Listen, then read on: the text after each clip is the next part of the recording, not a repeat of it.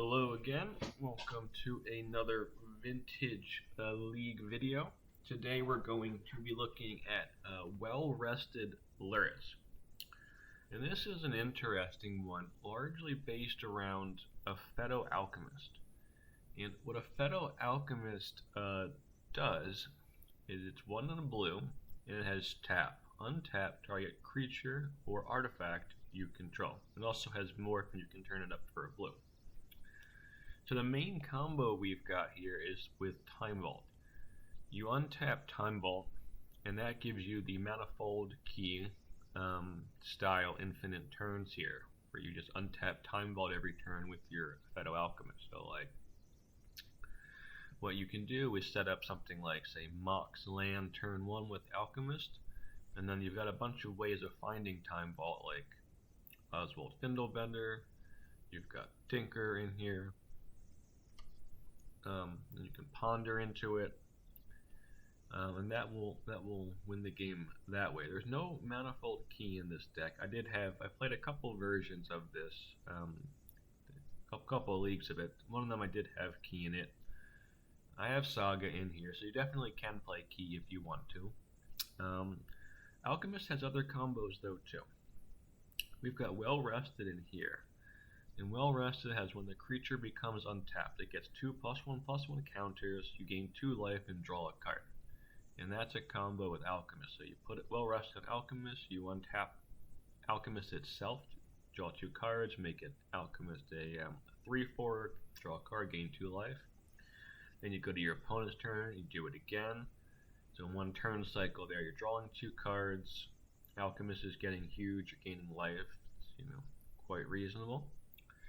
And then Alchemist just works with a lot of cards. You can tap Oswald Findlebender to sack an artifact to get, say, say Vexing Bauble, and then you can tap Alchemist to untap Fiddlebender, tap it again, and get Time Vault. So you can do things like that. You can also just untap Moxen. So if you go land Moxen of Phyto Alchemist, then you untap a Moxen. It basically turns into a mana dork then, because you can say tap Sapphire, untap it, tap it again to get mana. And then the other fun combo is a Phyto Alchemist and Legolas's Quick Reflexes is a one-sided board wipe. So you play Legolas's Quick Reflexes on the Alchemist, and that's an instant speed interaction, and this also has split seconds, so it's impossible to deal with it, or very close to impossible.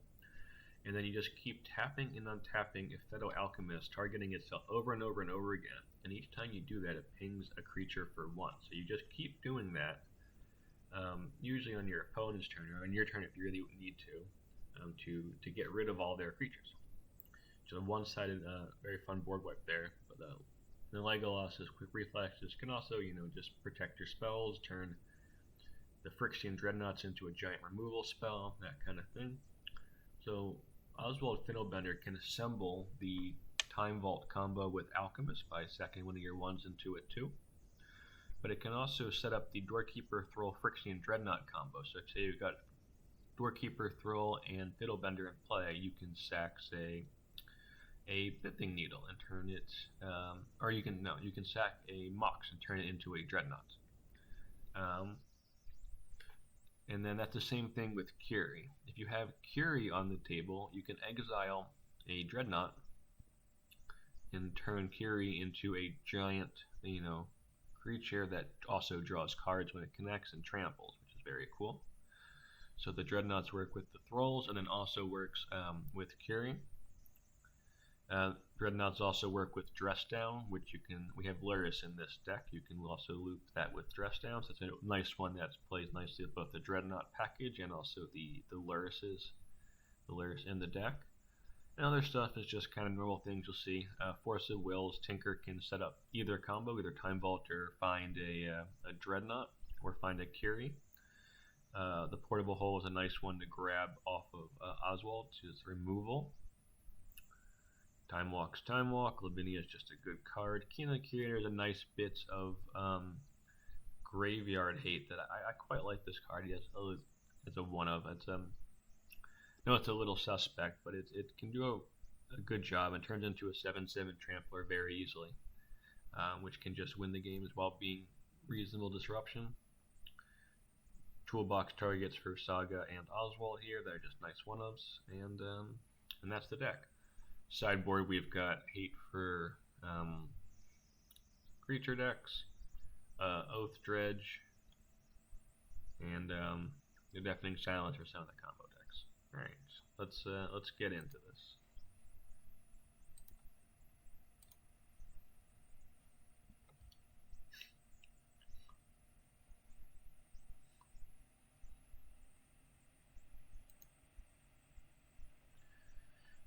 Alright, game one here, we are up against Lurrus. Or we're not. We have Lurrus. Yes, we're the Lurrus deck. Reasonable hand here. We've got Force of Will, Saga, Carry. Saga can find the Dreadnought. That can set up a combo there with Carry if we want to. A little tough through the Wasteland, of course. But the nice thing about Curie is that even if you don't have a Dreadnought, it still just swings for one and draws a card. That's a really nice base level to have there for the creature.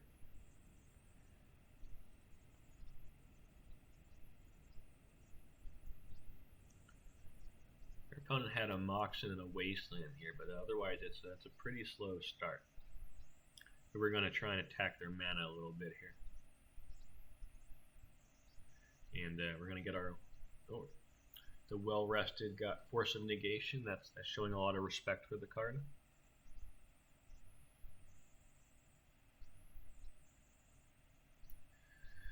Ancestral Recall is not a bad one.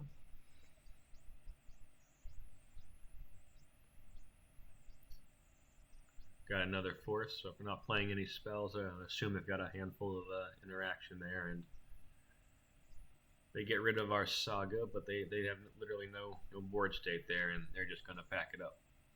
Game two.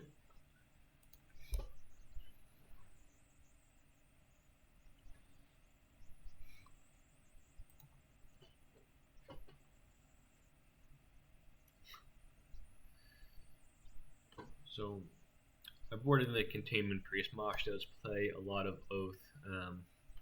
We might have seen something pitched in the last game. I forget. I didn't look. We might have seen something pitched that gave it away. But in general, their opponent does play a good chunk of Oath, so I've sideboarded for that. It looks right there.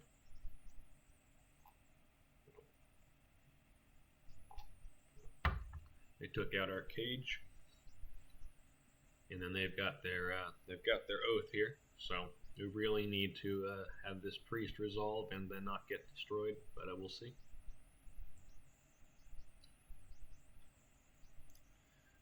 We do have the Needle and the Oko, so they need a counter spell or an actual removal spell. They can't just Oko the Priest here.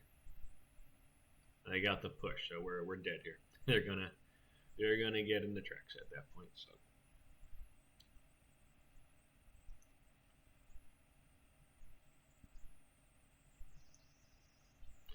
And that's a Time Walk. We don't.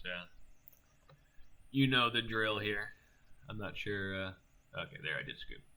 Off to game three.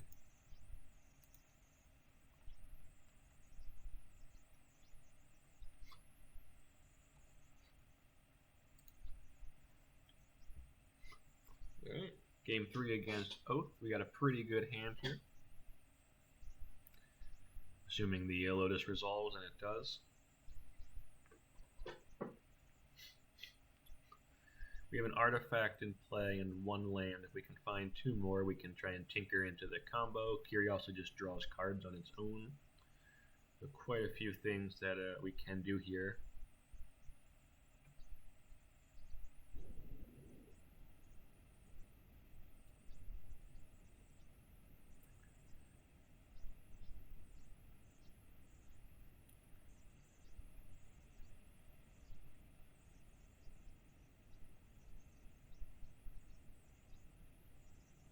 I shuffled that one.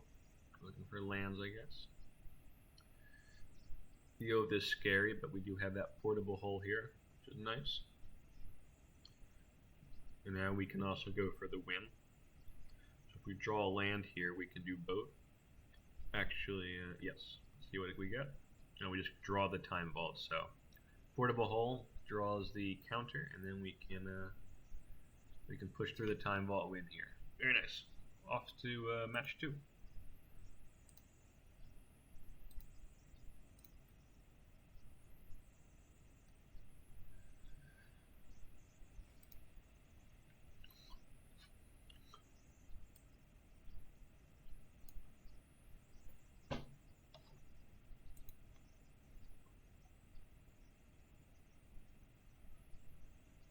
We have a Lurrus mirror for this one. Let's see how that goes.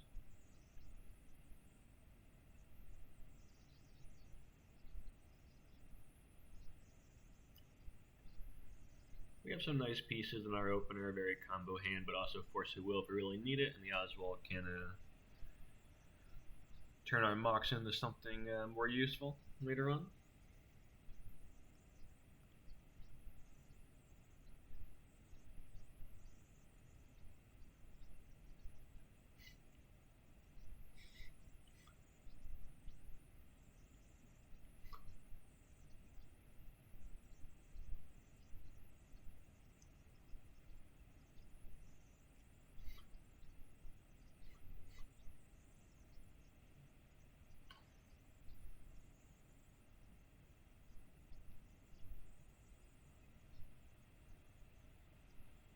Got a hard cast force negation, that's a bit rough. That does hopefully clear the way to here. It looks like they're on some sort of combo heavy build, so I think we're trying to keep the force and will in hand there to be able to deal with that. Works as a problem with Gary. That can be an issue there. They're starting to rally. Looks like pretty standard blue-black Lurrus here.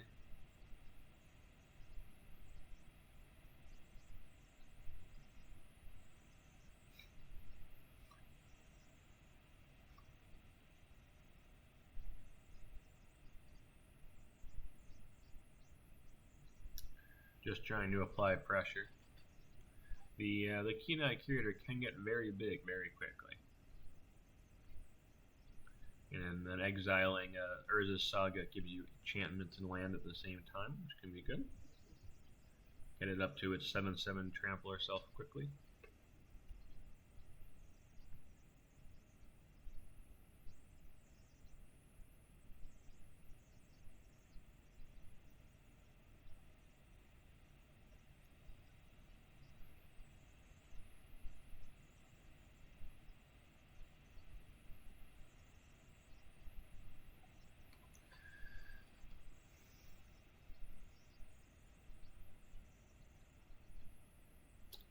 Yep, we got our 7/7 trampling raccoon. So they opponent's got to do something here, and we're keeping up our force of will. Arguably, we should just, I guess, gone for it last turn, but you know, this does give them a bit of a window. But presumably, with the amount of cards they have in hand, and they're not putting Lurrus in the hand, that they do have something. So just making the raccoon bigger, hopefully it gets around the that. Okay, it looks like the replay quit on us there, but we have a few options here. Obviously, we can try and tinker the Mox away for the win. We just have our 7/7 trampler that the opponent has to deal with, or they lose. I don't exactly remember how this wins, but we did win this one. Go to game 2.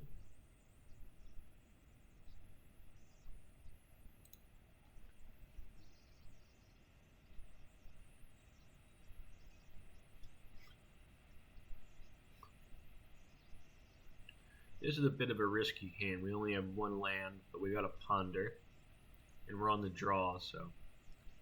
Oh, they got an Ancestral Recall, so that's a tough one. But this is a good start. We got our turn 1 Lavinia off of that draw. The opponent does Broken Thing, and we do Broken Thing. They don't wasteland us here. We need their lands for Lavinia. But we play into the Orc trap there. We get our Lavinia killed, which is not the... well, they did not kill the Lavinia. That was interesting.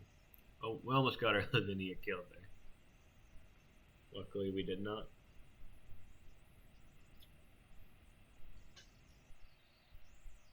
Now we can try and go for the win. But now we're just going for a Doorkeeper throw. Okay. That gives us the Dreadnought combo. We're playing it a bit slow there. Obviously, getting 2 giant Dreadnoughts into play does threaten that win there, and we still have the Time Vault combo. An opponent could have, if we went for the Time Vault combo, just killed our Alchemist. But now we do have the win there because we drew those pushes out. Now we can just go through the motions here and get our win. It is going to take a minute, but we get there. All right, so we're 2-0 now.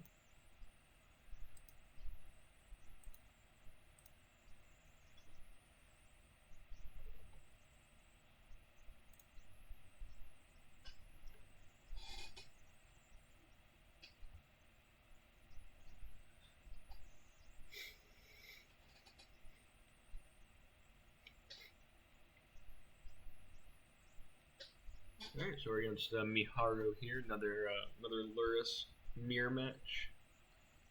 See how this one goes.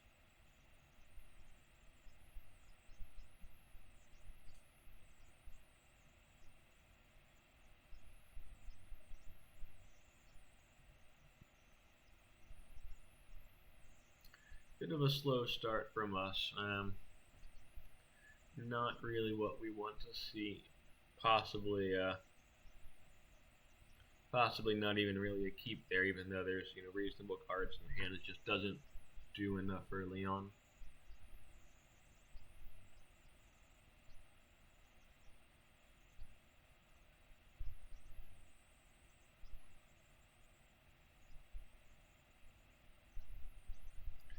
We get this down, then next turn we do have options where we can start going with the well rested, but opponent with the Ancestral begetting our force, countering it with the Spell Pierce there was quite strong.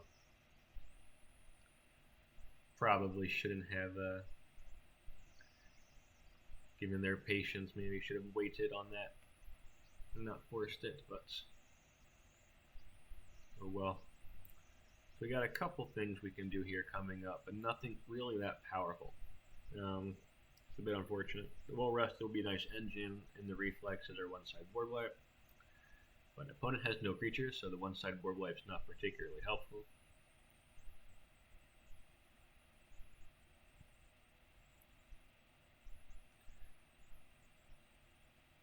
Here we can ping the Tamiyo, but I think I misclicked after that. I did. So I misclicked. And the Tamiyo survived, even though I tried to reflex it. So that was pretty bad. Obviously, just a punt from me. The Fedo plus the reflexes should have just killed the Tamiyo, and if they had other creatures, all those two. So, but I don't remember what I clicked accidentally, but I only did 1 damage to the Tamiyo.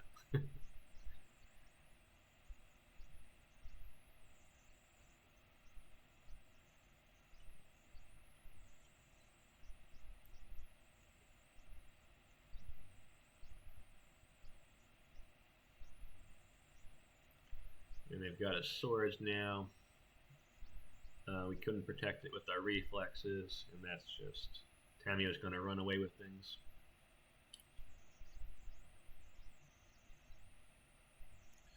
We can try and go for sweeping them up with an Alchemist and their reflexes, but they're drawing cards every turn. They've got a bunch in hand. It's not looking good.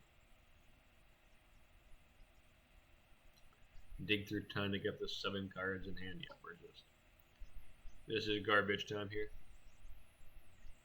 I didn't even bother protecting the Alchemist.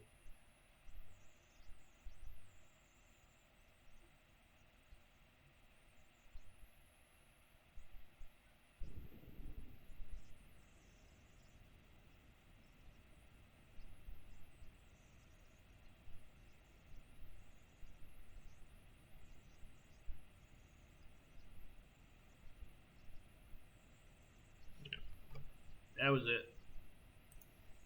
Alright, let's see if we can do something that put together a little stronger game plan in our second game here in round 3.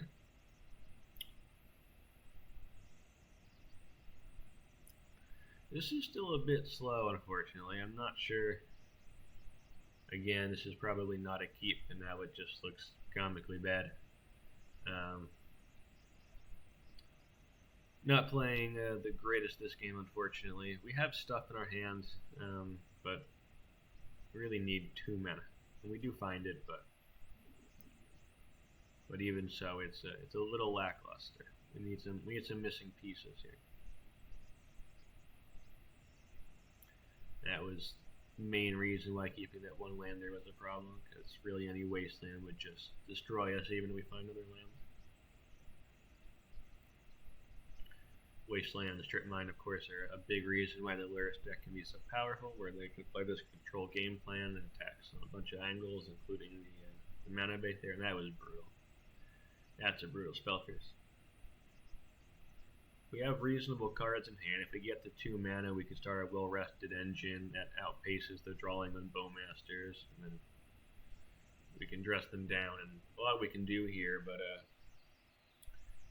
keeping that 1 lander and then getting wasted really limited what we can do, and then they found our recall, so that probably closes it up.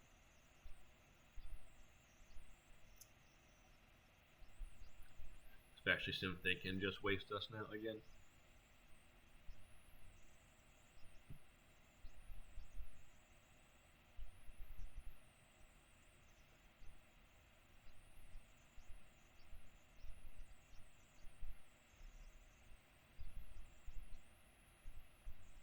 And then buried by Lurrus. This one really came down to the mana there.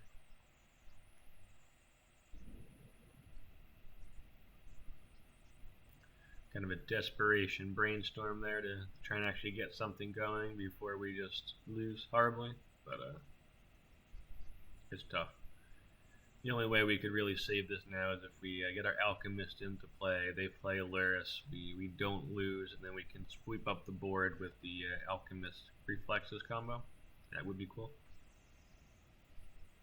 That's really the only option here, and at this point we're probably just too low.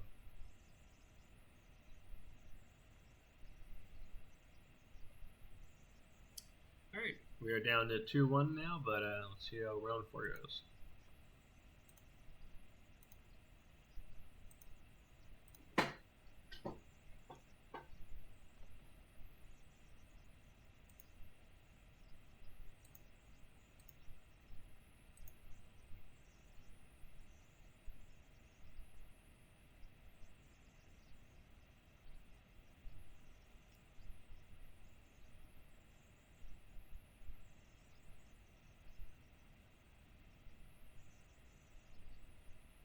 Alright, Tropical Island Ponder. That's probably another Oath matchup here.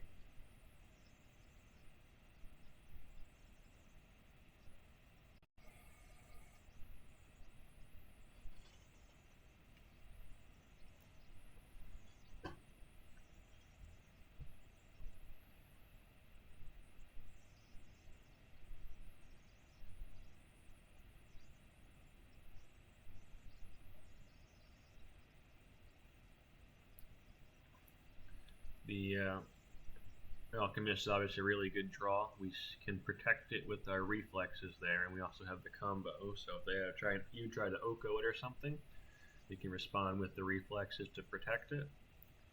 And then we also have this Time Vault combo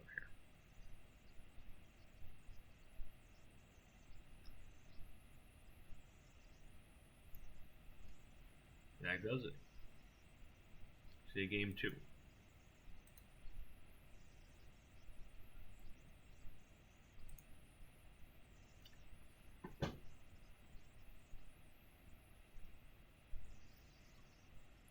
Take a mull, but we got a pretty reasonable hand here. But not super reasonable against a turn 1 Tinker, unfortunately. That Lavinia is a little slow. So that was Yep, sometimes that happens. That's okay. We go to game 3.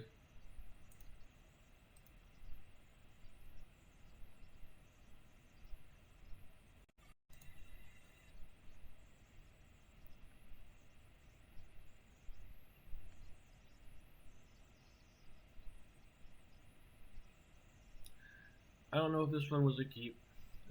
Looking back at it, there's just not a lot of action going on. We can buy Lurrus, but do we even really want to play Lurrus without anything to back it up into an Oath deck? I don't think so. This feels pretty questionable. I think I should have mulled that one. We have a lot of cards in the deck that are, better than we've got here. We do draw a priest. That's good.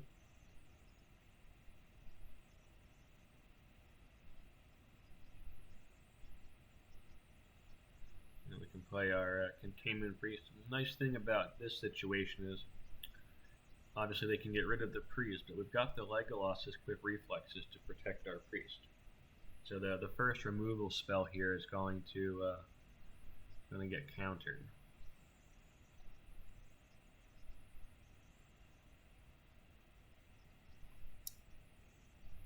And then they have to time it right so that Lurrus doesn't just, they abrupt decay it or something. They have to do it so that Lurrus doesn't just bring the priest back there. Force Will is a great draw, obviously. And then we've got protection on our containment priest with the Legolas's quick reflexes. And we also can hard cast Force. So we can do both in the same turn. So we've got a 5 power on the board thanks to our little free creature we get to play in Lurrus there. So that's quite nice. Ooh, and Doorkeeper Thrall. That's another one that's quite good in this matchup. Because Lavinia's, what's the name? Atraxa still comes down, but the Doorkeeper Throw will stop the Atraxa from triggering. So they can go and grab a 7/7 if they manage to remove the Containment Priest for everything, but otherwise they're in quite a bit of trouble there.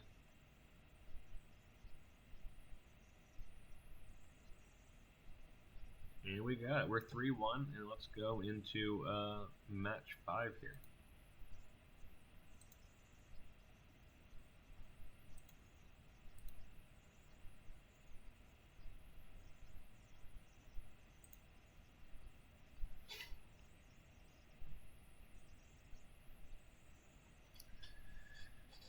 This is a bit of a suspicious keep, but we are on the draw with Force of Will, and Brainstorm, as everybody famously knows, can turn a hand of nonsense and fetches into something quite good. So probably a suspicious keep, but not horrible.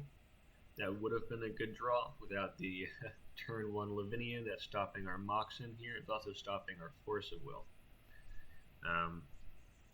The problem with forcing there on the Lavinia is taking away the Brainstorm on this hand really messes us up. So we have quite a few ways of getting rid of this Lavinia. Any creature can be used in conjunction with Legolas's. Any 2-mana, 2-power creature can be used in conjunction with Legolas's to remove that Lavinia. So that Lavinia wouldn't have died. We could have reflexed it, swung, killed the other Lavinia, which would be good. But they've got a white plume here, the Lavinia. So this is looking a bit rough for us here. We can't counter anything. We can't play our Moxen. So let's see what happens. We can play our Alchemist.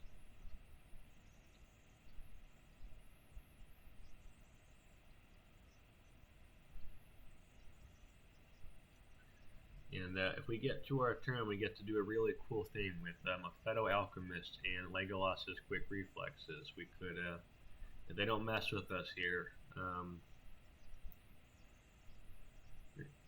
remove both of their creatures, untap it still, and then take the initiative by swinging. So that's what we're going to do here. We're just going to keep tap, tap, tap, untapping.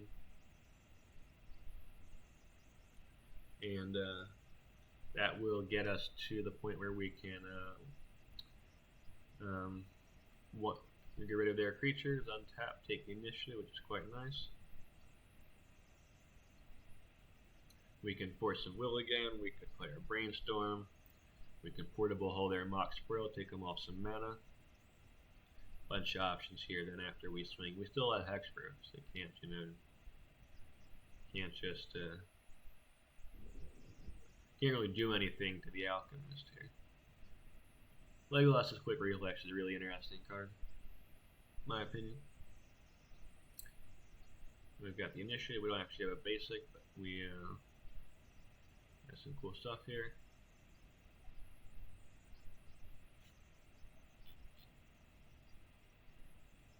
They are back in the game a bit here. We've got the Initiative, but they've got 3 mana. See what we do. We'll take another Reflexes that will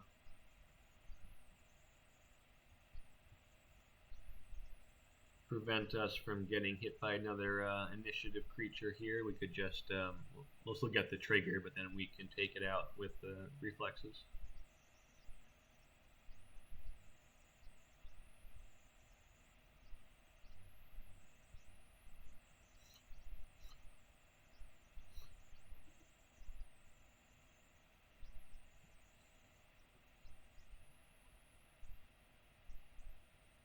We would have a well rested here. We could do that little combo if we want to.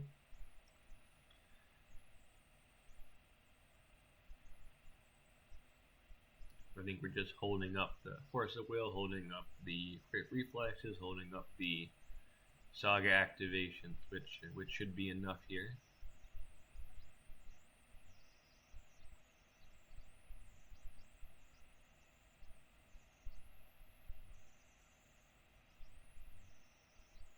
And that does it. Alright, let's go to the next game.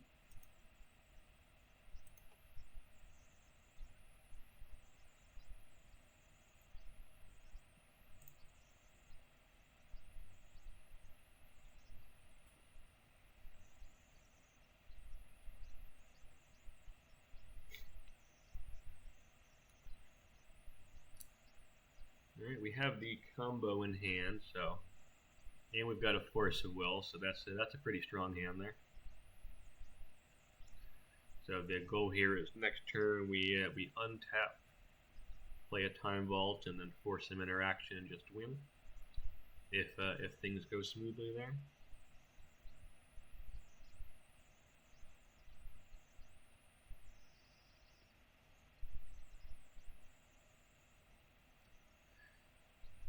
They know what the game plan is now, so they got to try and find 2 pieces of interaction, or they're done.